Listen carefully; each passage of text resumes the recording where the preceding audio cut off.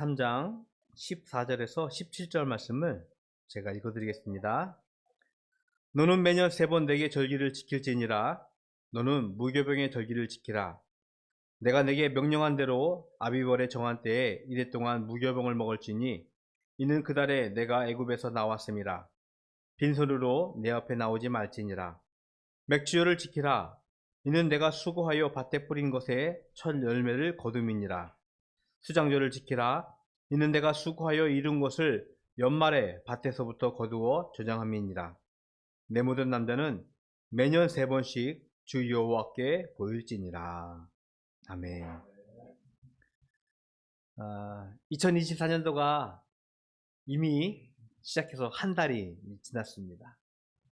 그런데 감사하게도 저희에게는 한 번 더 기회가 있어요. 또 첫날을 맞이하면서 혹 새롭게 시작했던 한 해 결심하고 다짐했던 일이 좀 부실하거나 우리가 약속을 잊어먹었다면 다시 한번 좀 다짐하고 결단하고 또 새롭게 한 해를 시작했으면 바람이 있어요. 한 번 더 기회가 생긴 것 같아요. 다시 한번 인사를 드릴게요. 새해 복 많이 받으세요. 우리 설은 민족 명절이라고 합니다. 온 우리 한반도 안에 있는 한민족, 우리 민족들이 살고 있는데, 언급결에 외국에서 온 외국인 노동자들도 회사에서 일을 안 하니까 동암역 앞에 나가보면요, 배회하는 외국인들 많이 있습니다. 그러면서 이렇게 살고 있는데, 명절에는요, 민족이 가지고 있는 고유의 정체성이 담겨져 있습니다. 저희가 명절을 크게 2개를 세고 있잖아요. 설과 추석. 이 명절을 통해서 우리가 농사를 짓고 있기 때문에 같이 가족이 모여서 그 공동체성을 확인하고 그 안에서 가족의 힘을 다시 한번 확인하는 시간이 이 명절이었던 것 같습니다. 노동력을 제공하고 가족이 하나가 되어지고 그것을 통하여서 그들의 삶이 이루어진다는 것을 확인하는 시간이었죠. 이스라엘도 우리처럼 명절이 있었습니다. 오늘 성경에서는 3개로 설명을 하고 있는데요. 첫 번째는 무교절이라고 합니다. 우리는 유월절이라고 표현을 하는데요. 이 유교절은 이스라엘이 이집트로부터 탈출하던 그 사건을 기념하는 그들의 절기입니다. 3가지 절기 중에서 가장 큰 절기이고 그날로부터 이스라엘은요, 유대인들은 새해라고 여기고 있어요. 이 유월절이 있고요. 또 하나는 성경에서 기록대로 맥추절. 우리는 보통 이제 7월 첫째 주를 이렇게 드리고 있는데 첫 수확을 거두는 초실절이라고 하는 이 절기가 2번째 절기고, 3번째는 성경에서는 수장절, 우리가 알고 있는 맥추감사절, 한 해의 농사를 마무리 짓고 나서 감사하는 절기였습니다. 이 3가지 절기를 중심을 통해서 이스라엘은 그들의 정체성을 확인하고 있습니다. 하나님이 그들을 구원하였습니다. 죄의 신분에 있었던, 노예의 신분에 있었던 그들을 해방하고 구원하여서 자유민이 되게 하고 하나님의 백성 삼으셨어요. 그리고 그것으로 끝난 것이 아니라 그들에게 수확할 수 있는, 농사를 질 수 있는 기회를 주고 그것을 통해 농사를 지면서 하나님께 감사했던 그들의 절기를 하나님께서 명령하고 지키게 하셨던 것을 알고 있습니다. 우리가 설과 명절을 온 나라가 따뜻하게 요란하게 지키는 것처럼 이스라엘 역시 이 셀절기를 요란하게 지켰던 것이 사실이에요. 여러분, 성경을 읽다 보면 예수님께서 그의 가족들과 함께 어린 시절 유월절에 예루살렘을 방문했던 사건이 하나 있었습니다. 이때 역시 그들의 명절을 지키기 위해서 온 가족들이 예루살렘을 방문했던 사건이었어요. 저희는 뭐 할아버지, 할머니 집, 큰아빠 집을 갔었는데 이 당시에는요, 예루살렘, 하나님의 성전을 방문하라고 하나님께서 명령하신 것을 기억하면서 지켰던 것이 성경에도 기록되어 있습니다. 그런데 이스라엘에는 이 이스라엘의 절기를 지키는 동안 크게 두 가지의 원칙이 있었어요. 먼저 17절에 보니까 내 모든 남자는 매년 3번씩 주 여호와께 보일지니라 라고 말씀을 하고 있어요. 그러면서 14절 역시 동일하게 너는 매년 3번 내게 절기를 지키라고 명령을 하고 있지요. 말씀드린 대로 절기를 통해서, 명절을 통해서 우리의 정체성을 확인할 수 있고 우리가 거기서 다시 힘을 얻고 살아갈 원동력을 찾게 되어지는데, 매번 3번의 절기는 이스라엘이 하나님 앞에 선 백성이며 하나님의 자녀인 것을 그들이 다시 한번 확인하는 시간이었습니다. 말씀드린 대로 할아버지 집, 할머니 집을 가는 것이 아니라 이스라엘은 예루살렘 성전에 나아가야 했습니다. 하나님 앞에서 그들이 살고 있음을, 하나님의 백성임을 확인하는 시간이 이스라엘의 절기였고 이스라엘의 명절이었습니다. 하나님 앞에서 그들이 다시 한번 확인합니다. 자신을 구원한 하나님의 은혜를. 이집트에서, 애굽에서 노예에 있었던 그들이 해방되어 자유민이 되어지는 그 구원의 사건을, 또한 들녘에 나가서 씨를 뿌리고 열심히 수고하고 땀을 흘려 얻은 수확을 감사하며 하나님께서 그들에게 주신 은혜를 기억하는 시간이 바로 이스라엘의 절기였습니다. 성경에서 죄란 단어를 이렇게 설명을 하고 있습니다. 그 죄란 단어의 의미는 우리가 몇 번 설명했는데 관역이 있죠? 관역에서 빗나간 화살, 즉 목적을 상실하거나 목적을 잃은, 목적에서 벗어나는 것이 죄라고 성경에서는 가르치고 있어요. 물론 거짓말하고 도적질하고 남의 것을 빼앗는 것, 그것도 죄일 수 있지만 그보다 근본적인 것은 하나님께서 우리에게 주신 목적을 상실하는 것이 죄라고 성경에서는 말씀을 하고 있는데, 안타까운 것은요, 우리의 삶을 가만히 되돌아보면 이제는 더 이상 하나님께서 우리에게 주신 목적들, 하나님께서 우리에게 주신 삶의 어떤 중심들을 우리는 많이 상실하고 있는 시대에 살고 있어요. 하나님 없이 주체적이고 독립적으로 살아가는 것, 어찌 보면 근사해 보여요. 주체적이고 독립적인 삶.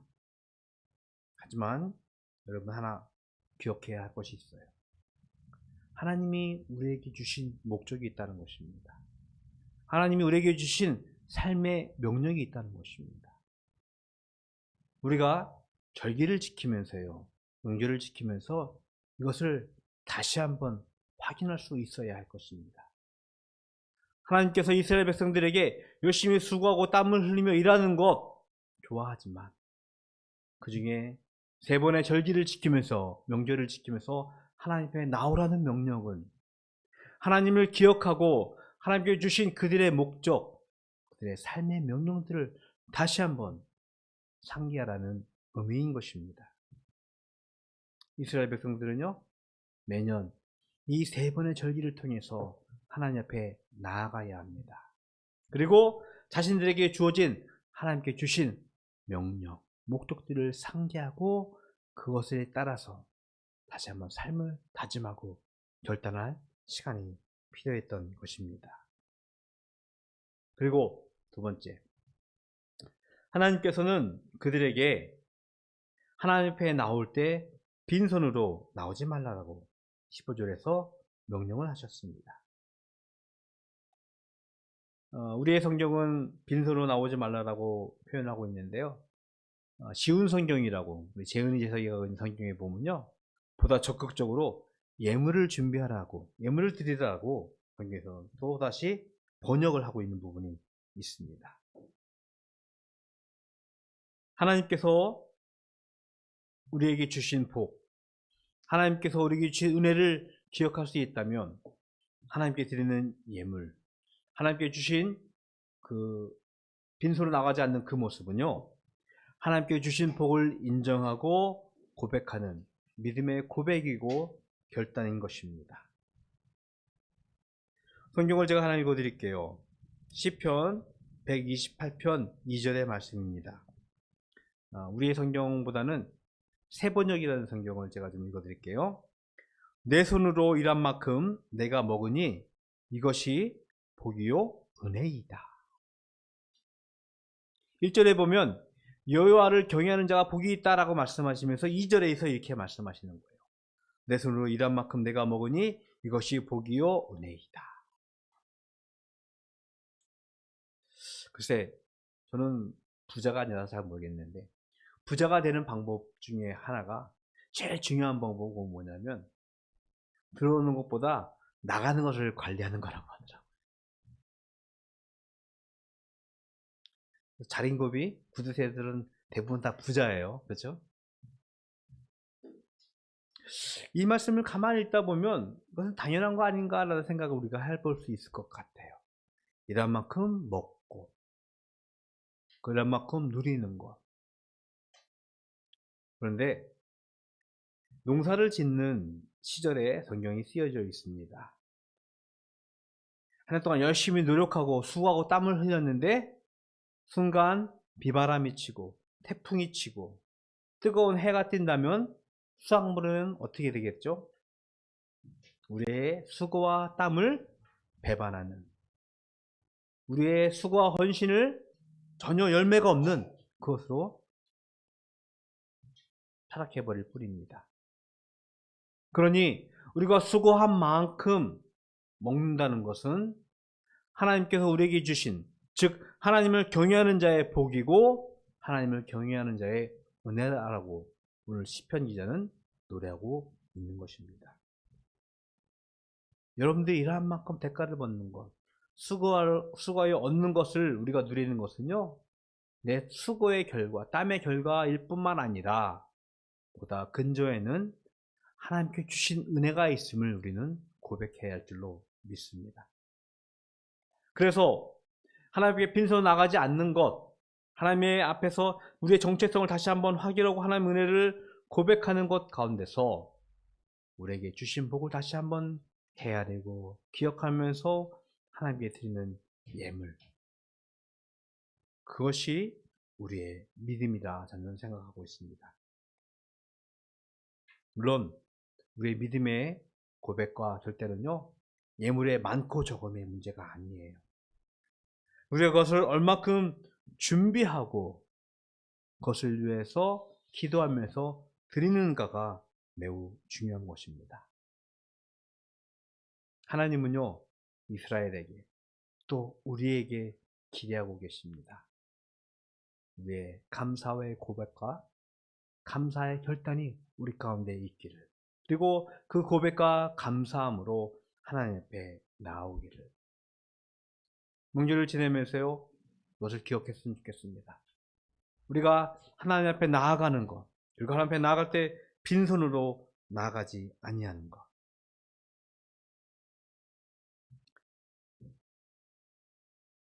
그 어느 시대보다 급박하게 변하는 시대에 살고 있습니다. 가족의 의미, 가족의 정체성이 이렇게 표현하면 좀 극단적일 텐데 와해된다고 할까요? 와해되어지고 있고 새롭게 재편성되고 있는 것 같아요.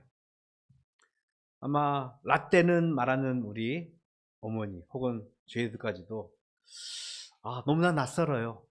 너무나 좀 익숙하지 않습니다.